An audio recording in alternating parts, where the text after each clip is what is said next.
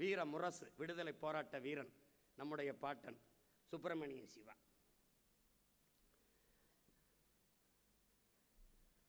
அர்சன் பிரபு மேற்கு வங்கத்தை மதத்தின் அடிப்படையில் பிரிக்கிறான். அதை எதிர்த்து முழக்கமிட்ட பெரிய வீரன் நம்முடைய பாட்டனார் சுப்பிரமணியம் சிவா.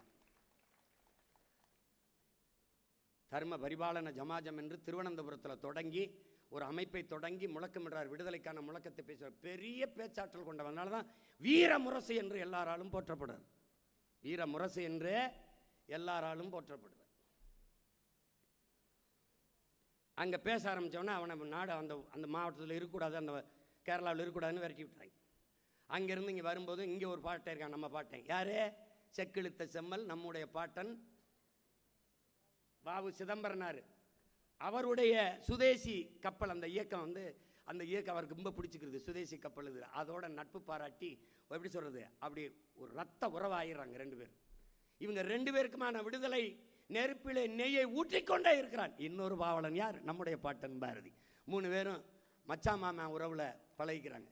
பாரதி, சுப்பிரமணிய சிவா, நம்ம பாட்டன் வஉசி எல்லாம். அப்படிப்பட்ட பெரும் போராட்ட வீரன், விடுதலை வீரன் நம்ம பாட்டன் வஉசிக்கு 47 ஆண்டுகள் சிறை தண்டனை வந்துடுது. இவருக்கு பல ஆண்டுகள் சிறை தண்டனை. சிறைக்குள்ளே தொழுநோய் வந்துடுது. அது குஷ்டம். இந்த தொழுநோய் வந்துடுது. அப்படி இருக்கிற ஒரு வீரமான ஆள் அப்படியே உடல் குறுகி முகமெல்லாம் சிதைந்து உறுப்புகள் சிதைய ஆரம்பிச்சிருது. அப்போ விடுதலை ஆகிறாரு. திருப்பி அந்த குஷ்ட நோயோட அந்த தொழுநோயோட மறுபடியும் சிறைப்படுத்திடுறான். 2 ஆண்டுகள் சிறைக்கிலே ரொம்ப உடல் நலிவுட்டுறாரு. அருமை பெருமக்களே,